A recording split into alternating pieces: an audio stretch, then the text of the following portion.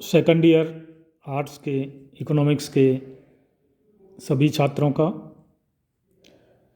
YouTube channel द्वारा online study में हार्दिक स्वागत है। मैं doctor SL. Khatik, associate professor in economics, government college Mandphiya.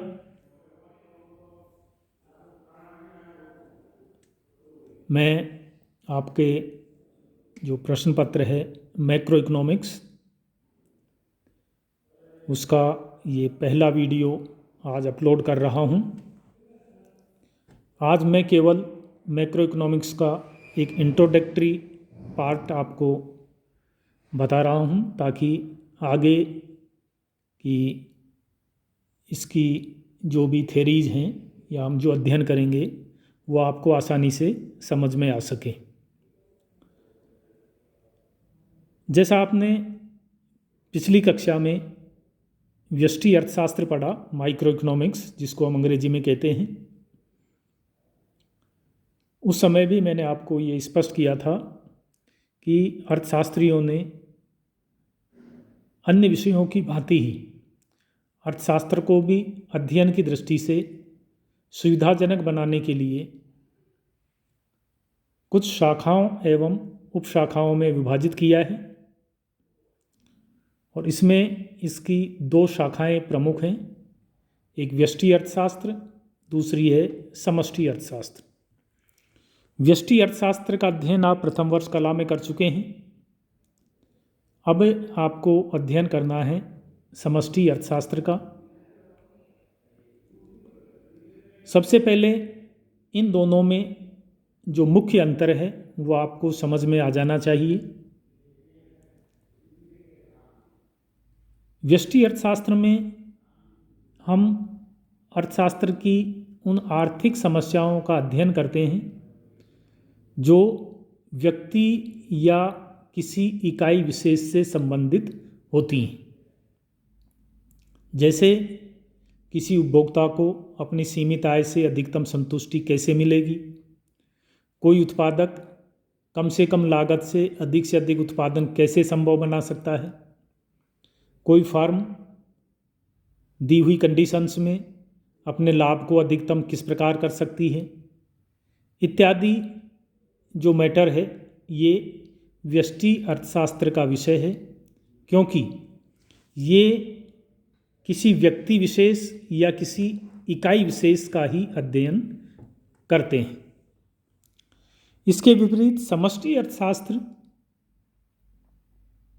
एक वृहद अर्थशास्त्र है, इसको व्यापक अर्थशास्त्र भी कहते हैं। ये व्यक्तिगत समस्याओं का अध्ययन न करके संपूर्ण अर्थव्यवस्था से संबंधित आर्थिक समस्याओं का अध्ययन करता है। अर्थात अर्थशास्त्र की वह शाखा जिसमें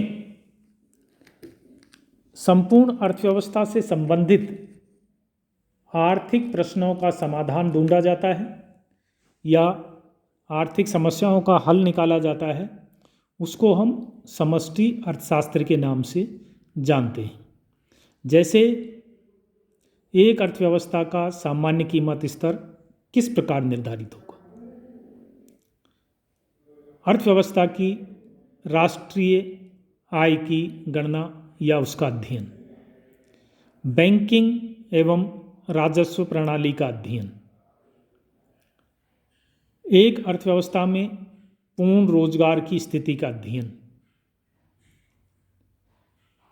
तो ये सभी विषय ऐसे हैं जो संपूर्ण अर्थव्यवस्था से संबंध रखते हैं।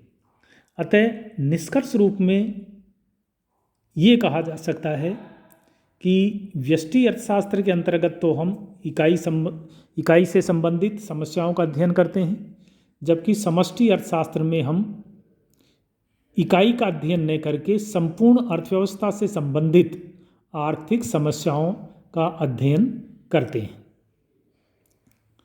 तो ये इन दोनों में प्रमुख अंतर है, किंतु यहाँ ये भी नहीं समझना चाहिए कि ये दोनों एक दूसरे की विरोधी हैं। ये एक दूसरे की विरोधी नहीं है, बल्कि एक दूसरे की पूरक हैं। यदि हम एक का अध्ययन करते हैं और दूसरे का अध्ययन नहीं करते हैं तो हमारा अध्ययन पूर्ण नहीं माना जा सकता, क्योंकि बहुत से निष्कर्ष ऐसे होते हैं जो व्यष्टि से चलते हैं और समष्टि पर पूरे होते हैं। बहुत से निष्कर्ष समष्टि के आधार पर चलते हैं, व्यष्टि पर पूरे होते हैं। किंतु इनके अध्ययन में हमें सावधानी भी बरतनी है, क्योंकि बहुत से अध्ययन ऐसे होते हैं या बहुत से निष्कर्ष ऐसे होते हैं जो समष्टि अर्थशास्त्र के लिए सही हैं, लेकिन व्यष्टि अर्थशास्त्र के लिए वो सही नहीं होंगे। इसी प्रकार बहुत से अध्ययन ऐसे होते हैं जो व्यष्टि अर्थशास्त्र के लिए सही है, लेकिन समष्टि अर्थशास्त्र के लिए सही नहीं होंगे। तो ये एक मैंने समष्टि अर्थशास्त्र का आपको इंट्रोडक्टरी पार्ट स्पष्ट किया है।